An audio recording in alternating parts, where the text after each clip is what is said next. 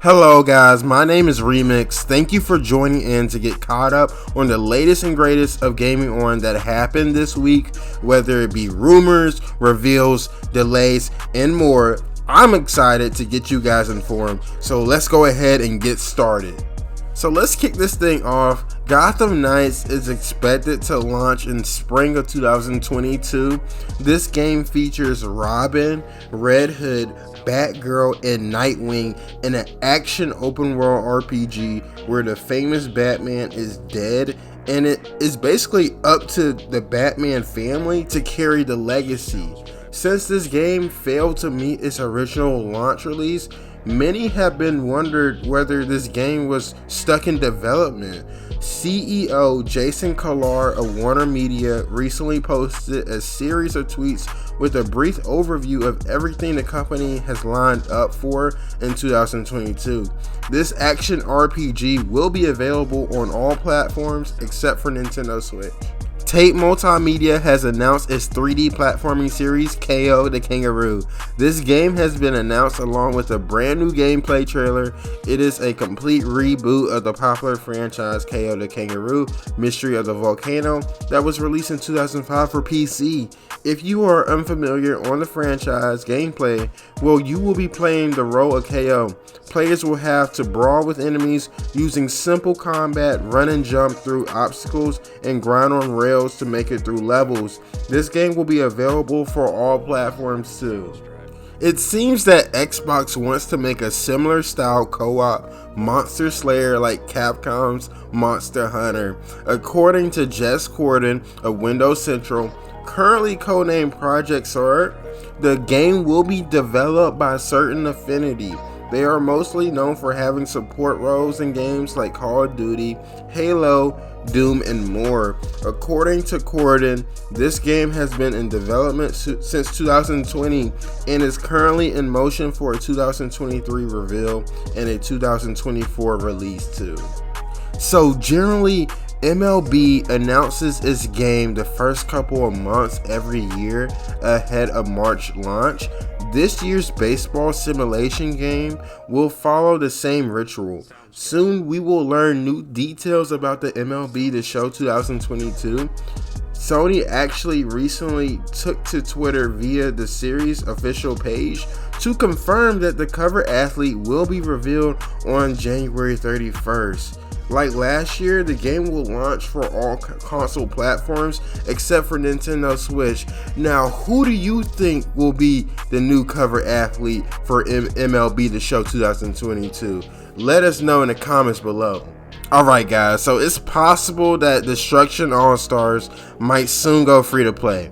The game was recently taken offline for an hour for maintenance purposes. A Reddit user discovered if you were actually able to boot up the game during that hour of update, the names in the game challenges displayed on the bottom right of the main screen appeared as code text rather than their actual usual names. The letters were F, the number 2, and P was put in text for every challenge, indicating that Sony might soon adopt a free-to-play model for the game. Now, going free-to-play might be the right move to make here, especially considering the fact that Destruction All-Stars hasn't fared too well for some time now, and this might just fix that.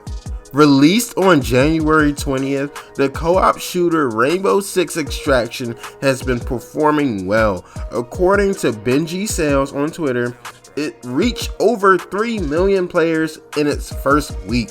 It's also the 4th most popular console title on Xbox Game Pass in the United States. Now, the game has received its fair criticism before and after release. The development was also a concern with numerous delays throughout the year. Despite that, an impressive amount of players resulted, so not too half bad for this game. This game is currently available for all platforms except for Nintendo Switch, so give it a go. So we have more information about that Steam Deck. Valve has provided a release date for the Steam Deck now.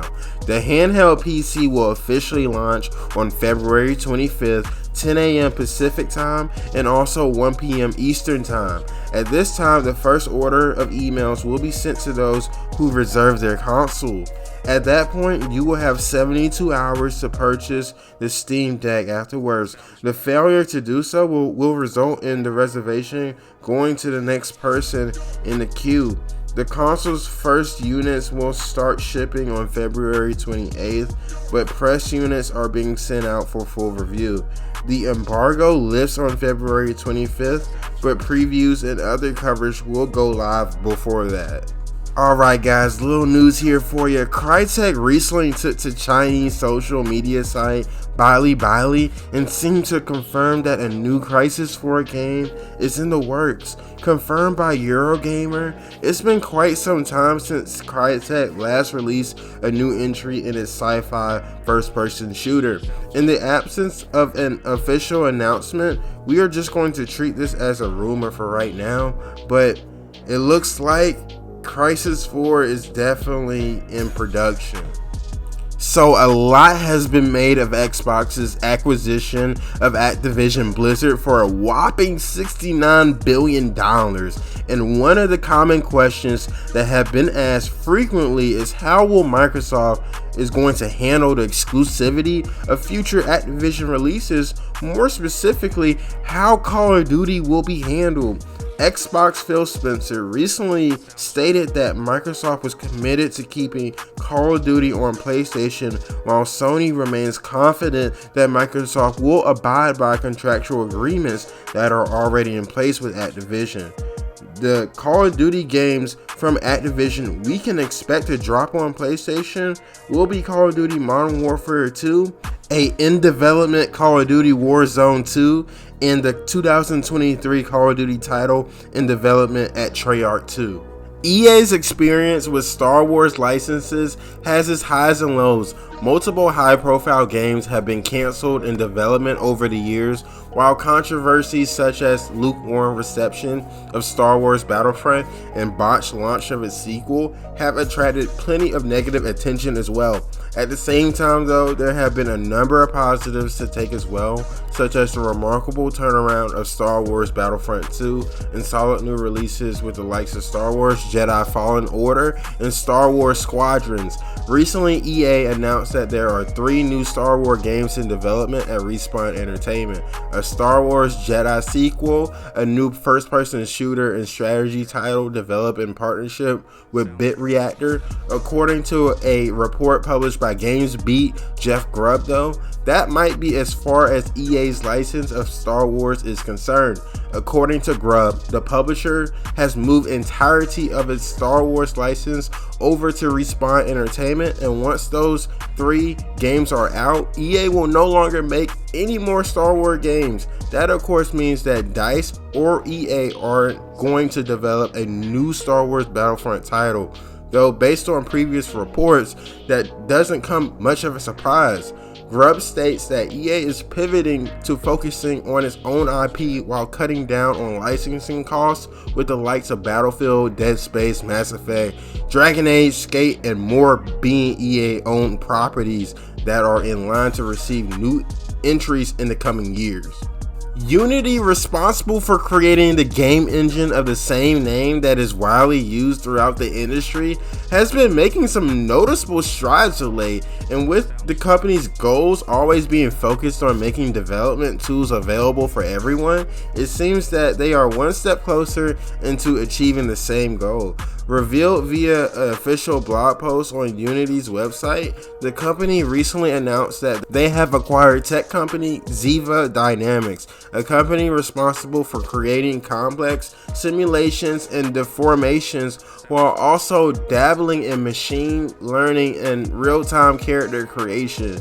The acquisition comes in line with Unity's other acquisitions of companies such as Weta Digital, SpeedTree, SyncSketch, Pyoxis, and Rest AR. And the company explains that the purchase will help them make tools accessible and available to creators, while at the same time making realistic character creation accessible to creators of all scales and sizes. The acquisition was announced by a digital human created by Ziva Dynamics Emma, which was running in real time in the Unity's engine, and gives everyone a glimpse of what the tech enables. The blog post has more details about Ziva dynamics, so make sure to have a look at it. A new development studio by the name of New Tales has been established in Paris. The studio will provide the role of both a developer for its own new IPs and is also set to be a publisher for external development teams. Now, New Tales have been formed by veterans of the industry who have a long history of producing games at Ubisoft, Blizzard, Sega, Activision, and others. Details on the studio's first game remain scant for now, although the press release has confirmed that it's currently working on developing its production pipeline for a new IP. New Tales is already working with partners for new publishing opportunities too. Skydance Interactive's virtual reality survival horror first-person shooter, The Walking Dead Saints and Sinners, launched back in 2020, immediately receiving strong praise. The game went on to having plenty success, and now the company is looking to double down with Chapter 2 Retribution. Now, there was some confusion about whether this would be a sequel or an expansion to the original game. Skydance killed those rumors and said that it will be a full-fledged standalone sequel. There is no mention of what platforms the game will release for or when exactly it will launch, and the only thing that has been showed so far is a logo. So this is very early development. Thank you for making us your #1 provider in gaming news. Do make sure to hit that subscribe button for more great content like this, the bell icon as well to be notified about future content here on the gamer section, and also follow us on the platforms below. It is Remix from the gamer section signing off.